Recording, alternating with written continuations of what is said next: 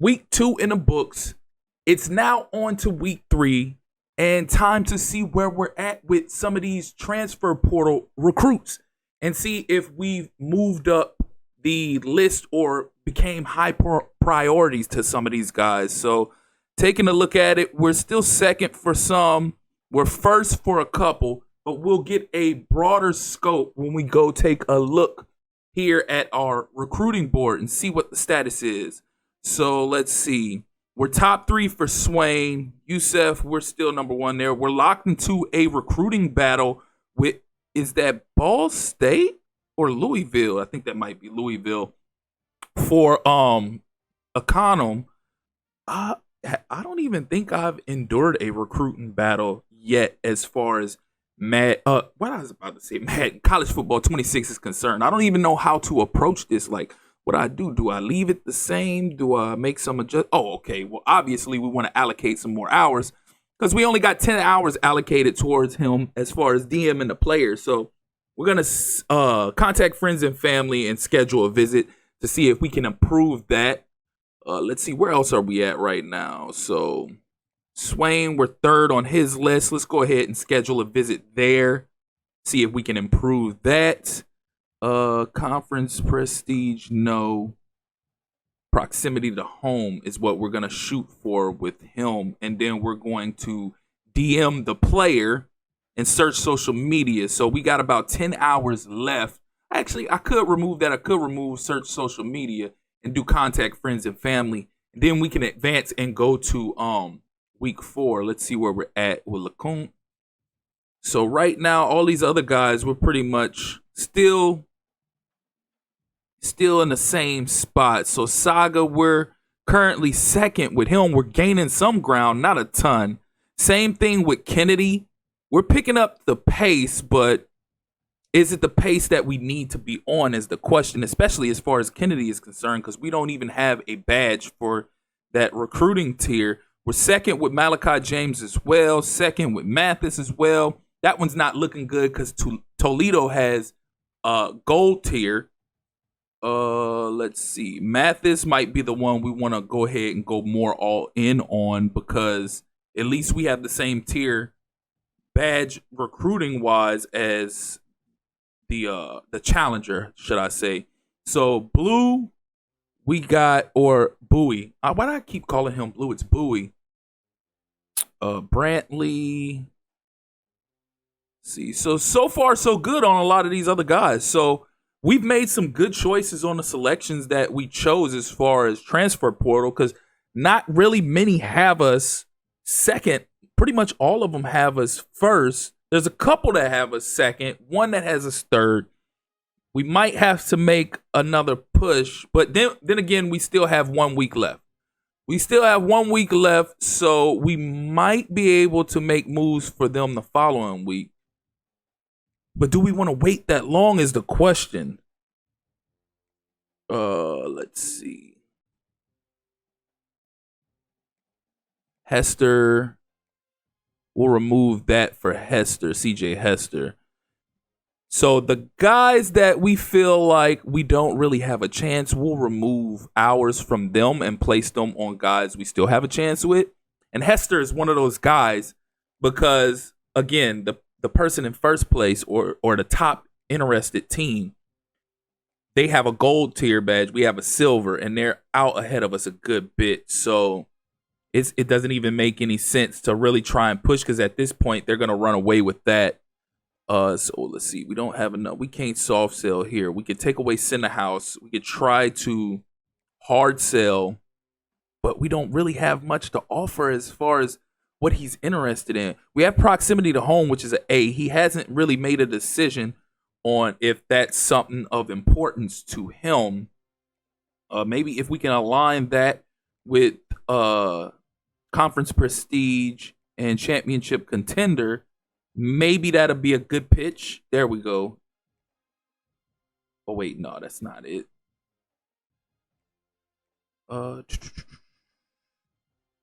Damn it. Let's go with Center House. Let's just keep it at Center House and see if we can gain some ground with Center House, since that's the best we got really right now that we can we can do. Everybody else, we're still, like I said, pretty much for the most part, pretty good. There might be a couple guys that we can go ahead and add some stuff to, or take things away and add better things to, like Wilson sending the house here. So we still got 10 hours left that we can work with. Is there anybody else we can go ahead and add those 10 to? Let's go ahead and add those 10 to minute. We'll do that for scheduling a visit. That'd be even better. So we'll go with playing style, which we have an A there.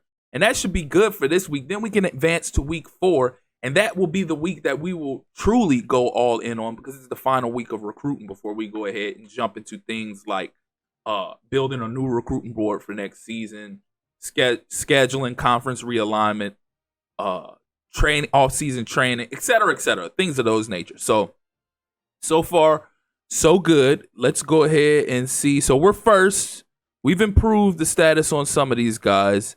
Saga, we have fallen to third. Were we already third for Saga? I couldn't remember if we were second or third for Saga.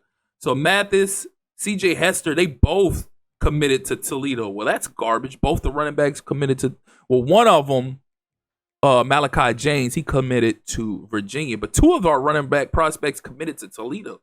The hell, are they trying to go run heavy? Are they trying to, is that the scheme that they're trying to go with, the direction they're trying to go with their offense? We'll have to look at it. Minnick, oh, come on now, Minnick, really? Deal breaker? Playing time?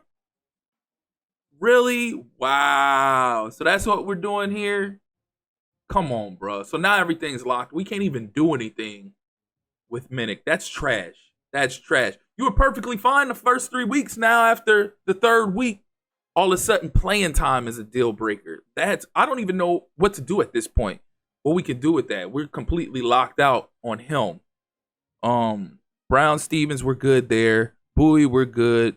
Hester, he messed us over. Mathis, he decided to go to Toledo as well. James, Virginia.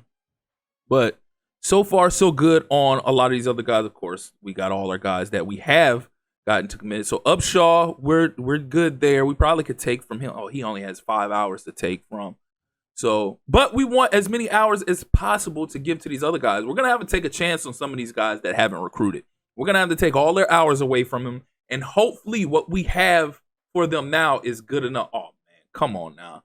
So it is apparent that Toledo is going to, why did I say Toledo? Louisville is going to go ahead and lock up Conham, because they're literally right there. We did gain some ground, but Louisville also ended up gaining a ton of ground them damn selves. So there's nothing we could do there. We could take hours away from Youssef, because he looks like we're the only ones he's really interested in. And like I said, we're taking a chance here.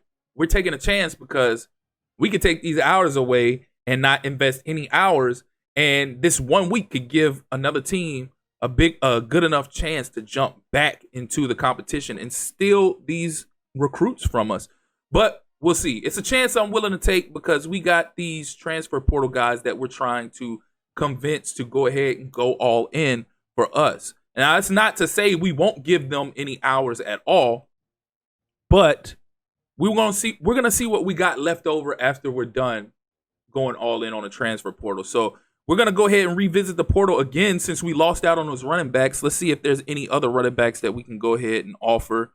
And it looks as though they got a couple out here available. Let's see, top five. Ashton Emery, East-West playmaker. Let's see. Let's take a peek at recommended. Got some 3 stars. Kruger, he has his top 8. Not really a great deal to choose. Oh wait, nah, never mind. Let's see. At this point, we're relegated to the prospect list, because the transfer portal, that's pretty much a no-go at this point. Those guys are probably already have it made up in their mind exactly where they want to go. So I'm going to take another stab in the dark at this prospect list and see if we could find a gem or 2 here. Let's see. We got one more prospect we can add to our recruiting board. Really not a great great amount of guys we have to choose from, but nonetheless, we still want to make sure our board is as filled out as possible and we have a good repertoire of prospects that we can go ahead and try to invest in, schedule some hours for. We do got another cornerback we could be adding to the board. So again, some things that we got to look into, we got to weigh. We got 165 hours left to work with for the week. And we want to make sure we use those 165 diligently and make sure we make it count. We don't want to just be using hours just to be using hours. We want to make sure it count. So we want to add the right prospects of what we need, what we're looking for. Contact friends and family for him as well. Steven Renault, offer a scholarship for him. Send the house. All right, so we got about 50 hours left that we can work with for this week. Orlando Williams is a guy. We're in good position with him. DeMarcus Board. Let's see, 30 hours. Orlando Williams. Yeah, let's go ahead and add back to these guys at the top with what we got left. We can go ahead and either schedule visits or DM the player. We'll go ahead and schedule a visit for Derek Childs. But what do we want to? Probably go ahead and just DM the player on there. Yeah, let's DM the player. Because it looks like we'd be doing better off if we DM the player versus scheduling a visit, because it doesn't look like we got really a lot of good stuff to play with as far as scheduling a visit with him is concerned. So contact friends and family with Swain. And then go ahead and search social media for Childs. So we're going to sit and marinate on this. This is the last week, so I'm not in too much of a hurry to go ahead and jump to the next phase because of the ramifications. Got to see what's going to happen. Got to see who's going to commit, who won't commit, etc., so on and so forth. You know the deal. And then, like I said, the next episode, we'll jump straight into the real offseason action and see exactly who did commit. So that's going to do it for this episode. As always, if you're here for the first time or you're returning, you haven't liked or subscribed already, please do so. Click that notification tab so you can stay up to speed with more of this Kent State rebuild, as well as other college football 26 content. Again, I appreciate you all for tuning in. That's been my time. Till next time. Peace.